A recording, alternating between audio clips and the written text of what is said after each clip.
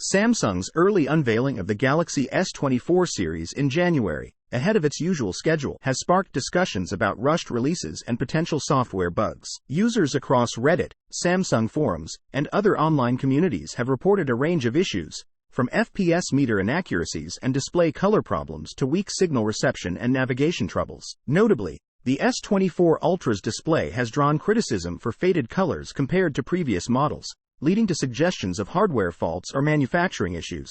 Samsung has responded by replacing affected phones in some regions and advising users to adjust display settings or report problems via the Samsung Members app. The Galaxy S24 Ultra's screen, despite being manufactured with top-tier technology, faces comparisons to older models and even 10-year-old LCD displays for its lackluster vibrancy. These display concerns, alongside camera inconsistencies and software glitches, highlight the challenges of pushing the envelope in smartphone technology. Samsung's commitment to addressing these issues through software updates and customer support is crucial for maintaining user trust and satisfaction.